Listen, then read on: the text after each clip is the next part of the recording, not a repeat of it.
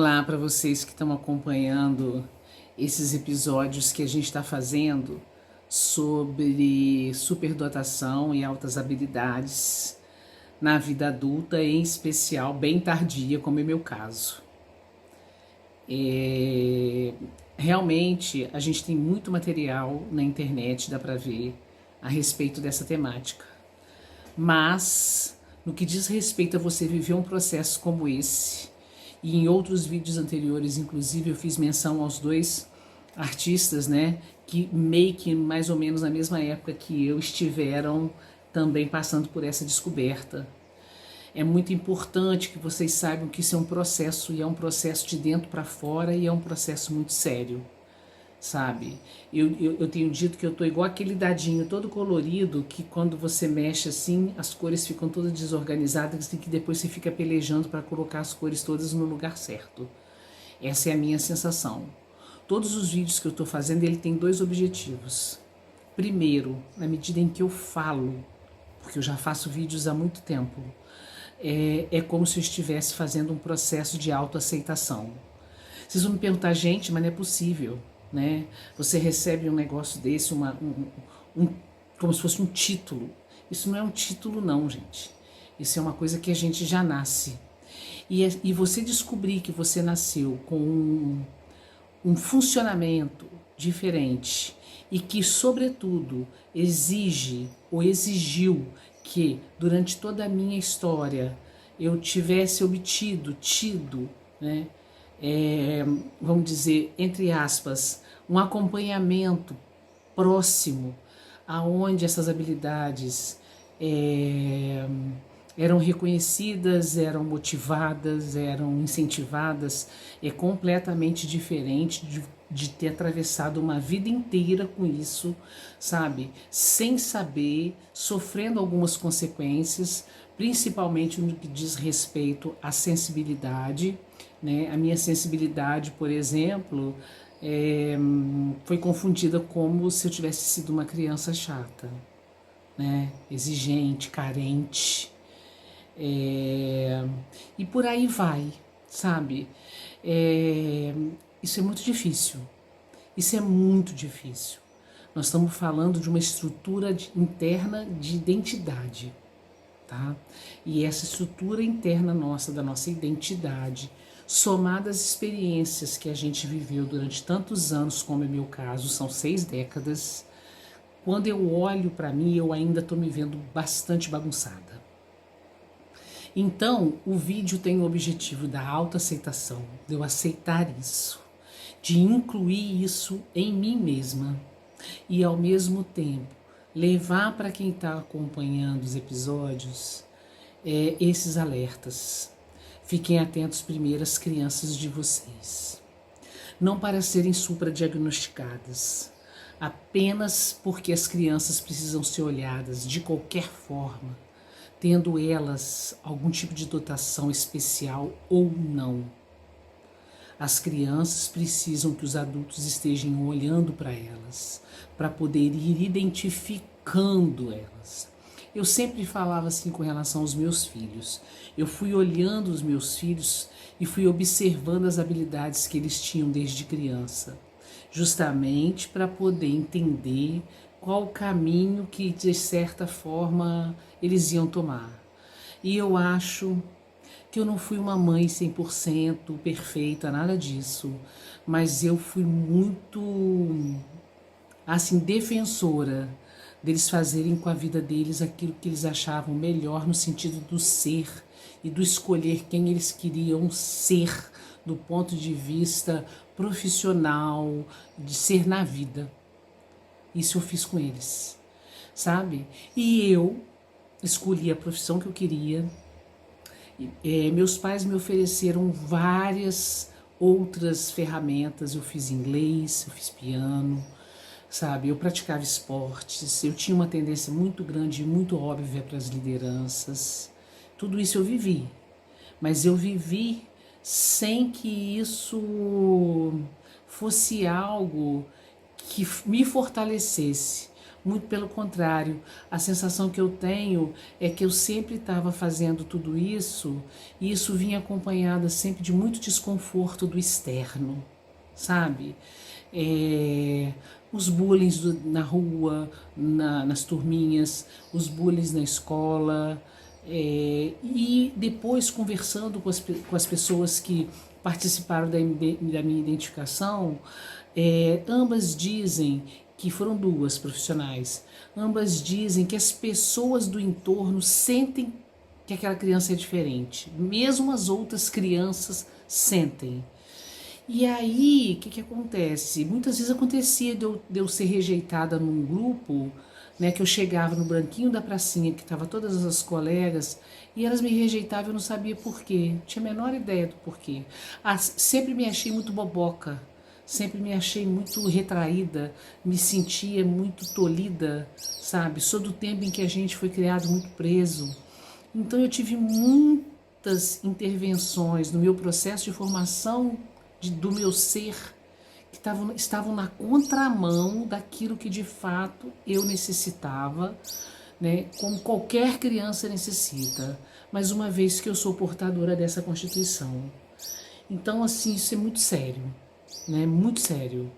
Eu vi a Fabiana Carla, que também a atriz que revelou, e ela falou isso: gente, vamos olhar para as nossas crianças, para que elas possam ser mais bem orientadas quando se tratar de crianças que têm essa forma de ser. E dando prosseguimento ao que eu me propus, que era ir passando para vocês as etapas com que eu fui chegando e ainda estou caminhando dentro dessa identidade de superdotada, de alta habilidade, eu falei de todos os episódios. Eu falei lá atrás do curso que eu estava fazendo, e nesse curso eu tive o sonho da Cassandra. Depois toda a minha pesquisa em relação à Cassandra. Depois os dons que a Cassandra tem. Eu fui ter acesso a eles, né, por uma profissional especialista em superdotação que fez um vídeo a respeito disso. E hoje eu quero dizer que, depois de tudo isso, eu hoje preciso receber uma assistência de uma neuropsicóloga para eu poder me arrumar aos 63 anos com todas essas informações. Então eu vou fazer um acompanhamento no INODAP, que é um instituto lá de Curitiba, dirigido pela professora Sabatella, que é uma das pessoas precursoras no estudo de superdotados. E quem está me ajudando muito é a doutora Roberta, minha colega psicóloga, mas neuropsicóloga, especializada nesse assunto. E ela tem uma forma muito firme de pegar comigo, sabe? Ela tem sido muito veemente no sentido de eu aceitar tudo isso e de fazer disso o que eu já venho fazendo há muito tempo. Toda a minha produção, eu escrevi livros, por exemplo. Eu moro numa cidade do interior, muito pequena, e eu escrevi livros para as crianças. Eu escrevi livros sobre sentimentos para as crianças, não escrevi histórias. Já tem muitos anos. Eu escrevi para adolescentes. Minha dissertação de mestrado foi focada para professores pensando nas crianças. E quanto que eu tenho clareza hoje de que toda essa produção que eu fiz, que foram 9 até agora, outros agora vão ser republicados e tenho a intenção já, tem rascunhos de outros a serem feitos. Eu nem sabia que eu tinha o dom de escrever. Eu fui descobrir que eu sabia escrever para esse público infanto-juvenil e que eu tinha essa facilidade de expressão da escrita quando eu tinha 38 anos, que eu fiz meu primeiro livro e eu escrevi ele em 15 minutos. Por quê? Porque eu tinha passado por 2 situações onde havia ocorrido mortes de crianças e envolvendo as crianças, sabe? Então, crianças vivenciando questões de morte. E eu lembro que foram 2 episódios, e esses 2 episódios mexeram profundamente comigo. Depois do segundo episódio, que eles foram meio seguidos, Eu cheguei em casa tão angustiada, que eu falei, gente, ninguém fala de morte para criança. Ninguém fala de morte para criança. Aí eu pensei, gente, se eu fosse escrever um livro, o que eu escreveria para as crianças sobre a morte? E eu aí fiz um texto, sabe, sobre a morte para as crianças. E, na verdade, essa história é uma outra história longa, né?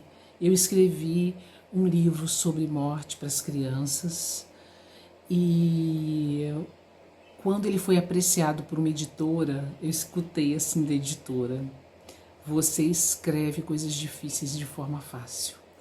Eu fiz esse texto do chama Quando Alguém Se Vai, né? Eu fiz em 15 minutos, mas isso para mim era uma coisa natural. Eu acho que é isso que é o grande lance, sabe?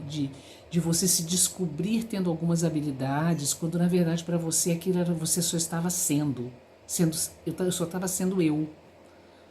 E só depois de muita estrada e por essas histórias que eu contei, que eu fui passando, é quase como se a própria vida com V maiúsculo fosse me jogando de uma forma tal até eu chegar aqui hoje para estar dando um depoimento como uma pessoa superdotada e tendo altas habilidades. É bem assim mesmo. Fiz esse vídeo hoje assim de uma maneira bem assim, sem programação, bem verdadeira, bem falando das minhas sensações, dos meus sentimentos e, sobretudo, evidentemente, né, dando a referência de onde eu estou me cuidando, porque a gente precisa de um profissional sério para cuidar desse assunto. Seja com crianças, adolescentes, adultos e adultos maiores de idade, sabe?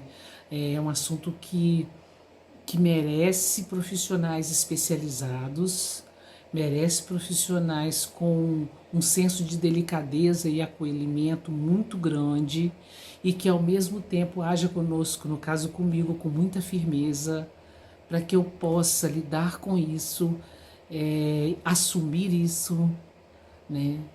E entender que eu já usava isso para o meu próprio processo de autocura e de ajudar a curar as pessoas, uma vez que eu sou psicóloga e toda a minha produção tem esse objetivo de curar as pessoas. Em cima daquilo que, de certa forma, eu fui passando, de certa forma, sim, sofrendo, tá? Em razão do fato de ter nascido com isso, com essa habilidade, tá? Então, é bacana? É bacana, sim, pensar que eu tenho uma potência capaz de ser transformada em coisas boas para o mundo, mas também é uma grande responsabilidade, tá? Fica esse vídeo hoje assim bem caseiro, porque eu venho fazendo essa trajetória para vocês entenderem como que é que a coisa acontece de verdade, nos bastidores mesmo, sem muita linguagem técnica, tá? Até o próximo.